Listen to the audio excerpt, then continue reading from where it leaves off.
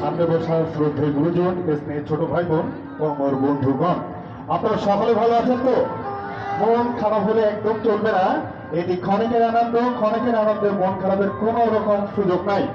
এতক্ষণ ধরে আমার শ্রদ্ধেয় দাদা বিকাশ দা তিনি চমৎকার ভাবে আপনাদেরকে সুন্দরভাবে পরিচালনা করছিলেন, খুবই ভালো লাগছিল। তো সঙ্গত শুধু আমরা একদম কথা নয়, কারণ সময় অনেক চলে গিয়েছে, শুধু একটু নিয়ম অনুযায়ী একটু পরিচয় দিয়েই আমরা শুরু করবো, ঠিক আছে? আমরা সকলে একসঙ্গে মজা করবো। যারা দূরে দাঁড়িয়ে আছেন একটু আকর্ষণের জন্য এইটুকু বলবো, বিনয়ের সঙ্গে সামনে আসুন, বসুন এবং আনন্দ উপভোগ করুন। আর কথা নয়, পরিচয় করবো যেতে চাই। আমার হাতের ডান পাশে যিনি প্যান্টটা যেমন মাঠে খুলবেন, তিনি আর কেউ নেই, ঘর বাড়ি বানাতে গেলে উপরে লাগে ছাদ, উনি হচ্ছেন জনপ্রিয় প্যারিস আসাদ।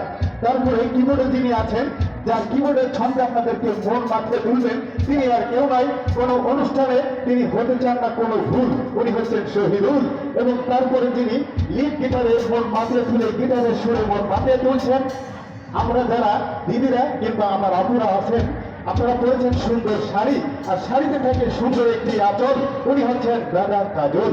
এবং আমি আছি আপনাদের সঙ্গে এসকে হাসান। অনুষ্ঠানের শেষ পর্যন্ত তবে একটি শব্দ সুন্দরভাবে ভালোভাবে আমাদের সঙ্গে সঙ্গ দেবেন। সাউন্ডে আছে একটু পরে বলবো।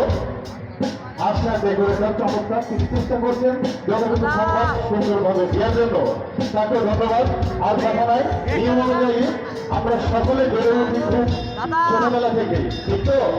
তারপরে আমরা সঙ্গীত পরিবেশন করবেন সেই জনপ্রিয় শিল্পী, একটু বলে দিই, সুমন পাখি আমাদের জনপ্রিয় শিল্পী, মনিরুজ্জামান আমার মনি ভাইয়া জনপ্রিয় শিল্পী বাউল রশিদ, এবং আমার ছোট্ট বাল্যকালের বন্ধু শ্যামল সরকার।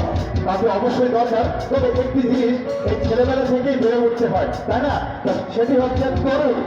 এই মঞ্চে যাকে দেখে নেব, তিনি হচ্ছেন জনপ্রিয় শিল্পী অরুণ। হয়ে যাক তার জন্য সকলে একসাথে